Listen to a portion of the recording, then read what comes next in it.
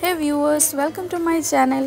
আমি কিন্তু খুব সুস্বাদু একটা ছোলার ডালের তরকারি রেসিপি নিয়ে চলে এসেছি, যেটা কি রুটির সাথে খুবই সুস্বাদু লাগবে খেতে।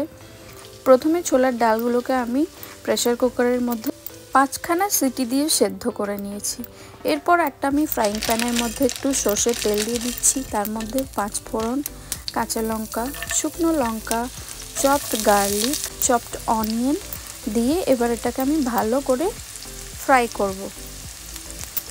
হালকা হালকা কিন্তু ফ্রাই হয়ে গেছে। এর মধ্যে আমি একটু নুন, টারমারিক পাউডার, একটুখানি জিরে পাউডার দিয়ে ভালো করে এটাকে কষিয়ে নিচ্ছি।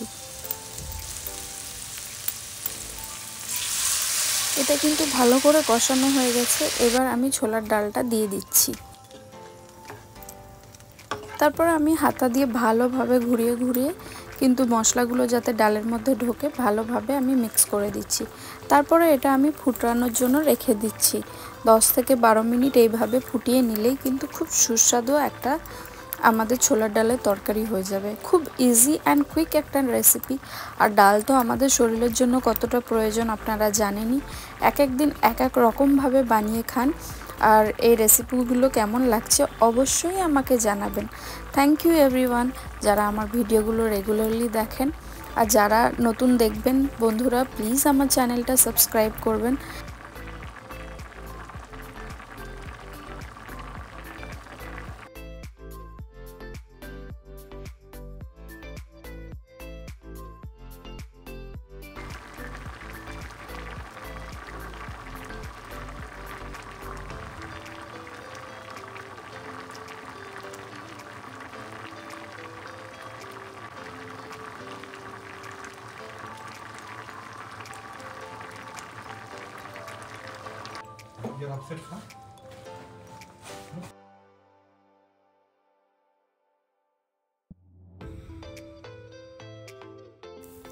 দেখুন কি সুন্দর রং চলে এসেছে। এর মধ্যে একটু আমি ভাজা জিরে গুঁড়ো দিয়ে দিচ্ছি।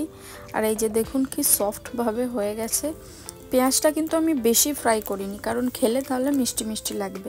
Thank you everyone.